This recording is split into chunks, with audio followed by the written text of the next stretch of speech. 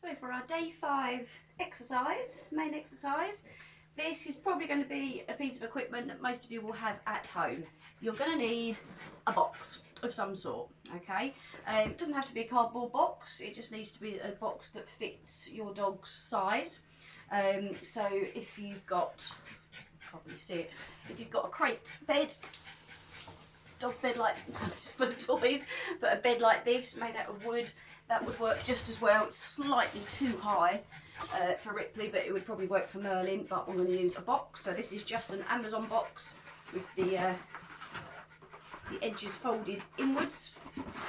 Get them out of the way. If your box for any reason is particularly wide but not very high, so then you can't tuck the edge, the seals down, just trim them, just cut them off because you don't want them getting in the way.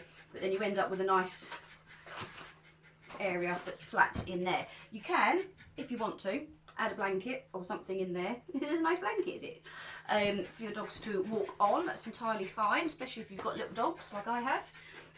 And the box doesn't have to be huge if you've got a tall dog, it just needs to be lower height if you've got a small dog. The other option, if you haven't got a box that's short enough for your dog's legs when you see the exercise, is you could then also put a folded blanket either side or a cushion so your dogs are slightly higher up to start with, and that means that these parts aren't quite so high for them. Now all we're doing is a little bit similar to what we just did with the hoops, but we're going to ask your dogs to step in, walk through, walk through and then walk out again. And what they're doing, when they're not bouncing, good boy, get it? And then walk. You're being ever so bad. You want to do it the harder way, do you? Mental. That's a good boy. Go on. They're doing what's called a concentric action, okay? And it's called concentric action, and what it actually is, if you watch Merlin's feet and back, 2 feet go in, back is quite nice and straight. As he moves along and the back feet move in, we have a nice curve where everything's put in together, and he does a little jump in and a little jump out.